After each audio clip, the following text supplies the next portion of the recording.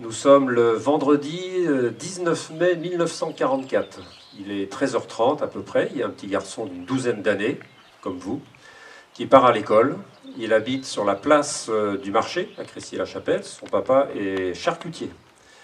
Il part à l'école. En cours de route, il passe non loin de la boulangerie Pinguet d'aujourd'hui.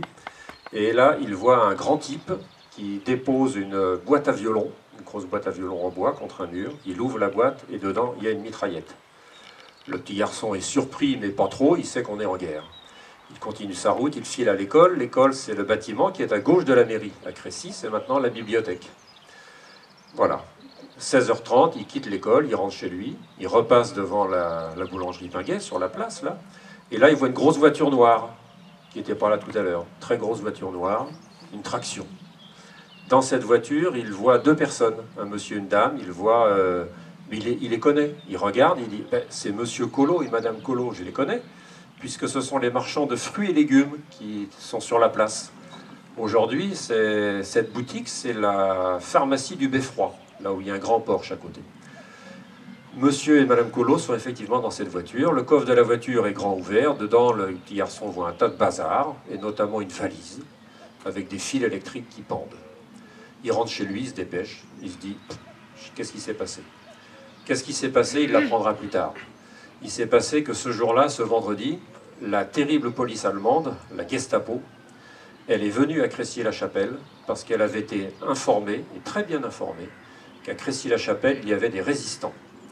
Et quand il y a des résistants, la Gestapo, elle, ce qu'elle a à faire, c'est de les repérer, de les arrêter, de les enfermer et de les déporter.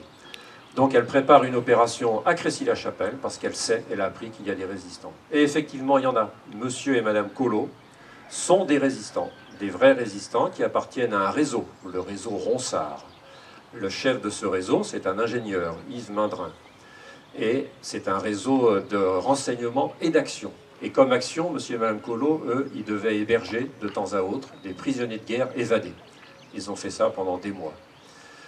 Le chef du réseau leur a demandé aussi régulièrement d'héberger un radiotélégraphiste.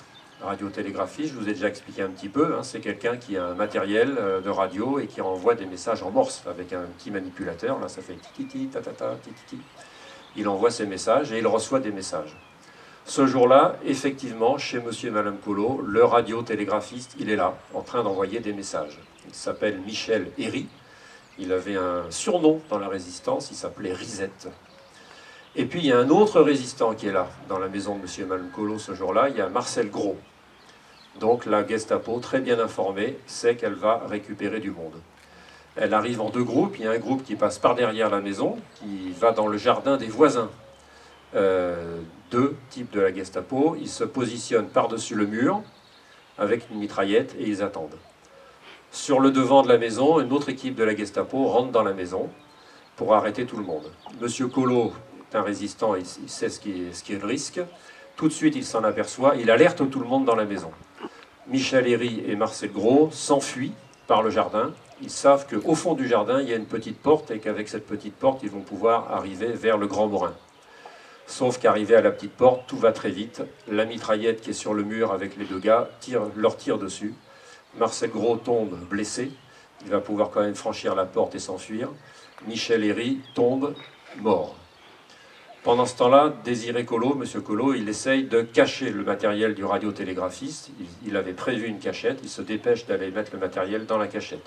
Il n'a pas le temps. La Gestapo l'arrête, le ramène chez lui avec sa femme. Et là commence, comme à chaque fois, un interrogatoire pour essayer d'avoir le maximum de renseignements. Tous les deux sont pas mal secoués, voire martyrisés. Ça dure un moment, mais M. Collot ne dira rien. Ensuite, la Gestapo va fouiller la maison de fond en comble, va tout récupérer ce qu'ils peuvent, des documents, mais des objets, toutes sortes de choses. Ils en ont tellement à emmener qu'ils vont prendre la voiture de M. et Mme Collot avec eux pour continuer à charger. Le Marcel Gros, qui a été blessé, lui, il a réussi à s'échapper par derrière, il prend un vélo, il s'en va. Manque de chance pour lui, la Gestapo lui court après, le retrouve et le ramène dans la maison de monsieur et madame Collot. La Gestapo emmène tout le monde sur Paris. Paris à la prison de Fresnes. Fresnes, c'est la prison où on enferme tous les résistants. De la prison de Fresnes, Désiré Collot et Marcel Gros, on les transfère à Compiègne, au camp de Royalieu. Là, à Compiègne, ils vont prendre un train pour partir en Allemagne en camp de concentration. Leur train part le 2 juillet au matin. C'est un train composé de 22 wagons, des wagons à bestiaux, des wagons sur lesquels c'est marqué que dedans on peut mettre 8 chevaux ou 40 hommes.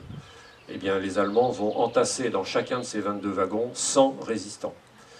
Le train part, ça ne va pas très vite. Et du côté de Soissons, il y a un fort ralentissement. Et là, cet endroit-là, il y a un passage à niveau. Au passage à niveau, c'est une femme, une garde-barrière qui gère le passage à niveau. À l'époque, le passage à niveau, c'est une barrière qu'on tire pour empêcher les voitures de passer. Cette femme, Yvette Belot, elle est résistante, elle aussi. C'est pas la première fois, malheureusement, qu'elle voit passer un train comme celui-là.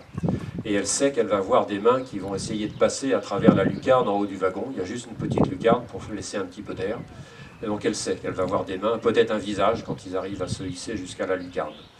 Et elle leur fait signe de la tête, elle leur fait comprendre que oui, ils peuvent. C'est-à-dire qu'ils peuvent lancer leur petit papier qu'ils ont préparé. Certains ont griffonné un petit papier. Désiré Écolo a griffonné un petit papier. Donc ils font tomber leur petit papier. Yvette Belot, la garde-barrière, ne bouge pas. Elle ne peut pas. C'est trop dangereux. Et quand le train est passé, elle va se précipiter pour ramasser les petits papiers. Elle va en ramasser 86 à ce passage-là. Elle va passer toute la journée avec un gendarme résistant aussi de la région, le gendarme d'Esmay. Ils vont passer tous les deux toute la journée à mettre chacun des petits papiers dans une enveloppe, à mettre sur l'enveloppe le nom qu'il y avait sur le petit papier et à expédier tous ces petits papiers. Et bien, le petit papier de Désiré Collot va arriver chez son fils, André, qui habite à Pantin. Le train poursuit sa route, ça va très lentement, d'autant plus lentement qu'à la SNCF, il y a des résistants aussi qui vont tout faire pour faire sauter les voies et pour faire empêcher les trains d'avancer. Le train arrivera quand même à Dachau le 5 juillet dans l'après-midi. Parti le 2, arrivé le 5. 4 jours de transport, 100 personnes entassées dans des wagons à bestiaux. À l'extérieur, cette semaine-là, on sait qu'il a fait 34 degrés. On imagine la température à l'intérieur. Pas de quoi boire ni manger, c'est pas possible, c'est pas prévu. Arrivé à Dachau, quand les Allemands ouvrent les portes de ces wagons, ils vont dénombrer plus de 600 morts. Ce train sera appelé depuis cette date-là le train de la mort. À Dachau, tous les prisonniers, tous les résistants, on leur prend toutes leurs affaires. Ils sont dépouillés, on leur donne une tenue de prisonnier, et toutes leurs petites affaires qu'ils ont dans leur poche sur eux, tout est confisqué, tout est mis de côté. On ne les appellera plus ni par leur nom ni par leur prénom, on leur donne à chacun un numéro. Et c'est comme ça qu'on les appellera. Désiré Collot sera le 76 672. Arrivé le 5, le 9, Marcel Gros va décéder. D'épuisement, il avait été blessé déjà, d'épuisement, il décède à Dachau. Désiré Collot, lui, il va être envoyé travailler dans une usine, parce que les prisonniers, ça sert à travailler, voilà. Donc il va travailler. Mais lui, il a 62 ans. 62 ans, c'est déjà pas facile. En plus, il n'est pas du tout en bon état. Il va faire ce qu'il peut. Et finalement, quelques semaines après, il va être envoyé dans un autre camp, le camp de Bergen-Belsen. De Dachau, les Allemands vont envoyer 400 personnes comme Désiré Collot au camp de Bergen-Belsen. Là, ça pose pas de problème, Bergen-Belsen, parce que c'est un camp où on fait travailler tous les prisonniers, quel que soit leur état physique. On tape dessus si ça va pas. Et ils finissent par mourir d'épuisement. C'est ce qui va arriver à Désiré Collot au mois de février 1945. Sa femme, elle, de Fresnes, elle va passer à Romainville, c'est un camp pour femmes. De Romainville, toutes les femmes vont être envoyées sur Drancy, pareil, pour prendre un train et partir en Allemagne. Elle aussi, en cours de route, elle va réussir à lâcher un petit papier qui sera récupéré, là aussi, et le petit papier va arriver chez son fils, à Pantin également. Madame Collot, elle, part sur Ravensbrück. Ravensbrück, c'est un camp de concentration pour les femmes. Elle va y mourir d'épuisement au mois de février 1945. Voilà cette terrible histoire de résistants qui avaient décidé pendant cette guerre de dire non, non, non, les Allemands n'ont rien à faire ici, il faut tout faire pour les faire partir. Le petit garçon dont je vous ai parlé, c'est Bernard Chauvin. Bernard Chauvin, il est toujours vivant, il a aujourd'hui 90 ans. Il habite toujours Crécy-la-Chapelle. J'ai eu la très grande chance de le rencontrer il y a une dizaine de jours et il m'a raconté ce qu'il avait vu ce jour-là du vendredi 19 mai 1944. En ce qui concerne l'histoire de Désiré et d'Alice Collot, j'ai eu la grande chance aussi d'avoir au téléphone leur petit-fils, Jean Collot, qui habite à Antibes. Antibes, c'est tout en bas de la France, je n'ai pas pu y aller, mais on s'est causé plusieurs fois au téléphone et il m'a raconté toute cette histoire et il m'a envoyé énormément de documents pour que je puisse mieux comprendre. Et quand je lui ai dit que j'allais raconter cette histoire aux enfants ce matin, aujourd'hui, il était très très très très content et il m'a dit surtout, il ne faut pas oublier tout ça, il faut vraiment leur raconter. J'ai dit pas de problème, nous on va le faire, on va leur raconter cette histoire.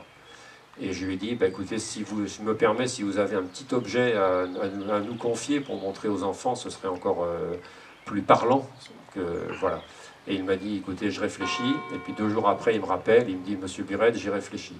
Je peux vous envoyer le porte-monnaie de mon grand-père, porte-monnaie qu'il avait dans sa poche quand il est parti à Dachau. Et quand le camp a été libéré par les Américains, eh bien, tous les objets personnels ont pratiquement tous pu être envoyés dans les familles quand on savait d'où ils venaient. Donc Jean Collot a reçu le porte-monnaie de son grand-père. Il me l'a envoyé, et je pourrais vous le montrer tout à l'heure, après cette cérémonie. Jean Collot m'a dit bon, c'est sûr que vous aimeriez bien que je vous envoie les petits papiers, celui de mon grand-père et celui de ma grand-mère. Mais il dit ça, je peux pas. Je peux pas, d'abord ils sont en très mauvais état, et puis je ne peux pas me séparer de ces petits papiers. C'est pour moi des talismans, c'est pour moi des porte-bonheur. Il dit d'autant plus que là j'ai 84 ans, je suis fatigué, je suis en train de me battre contre un cancer et c'est compliqué. Et bien grâce à ces petits papiers, j'arrive à résister. Voilà, et bien pour Marcel Collot, pour Michel Herry, pour Désiré Collot, pour sa femme, Madame Collot, et bien merci.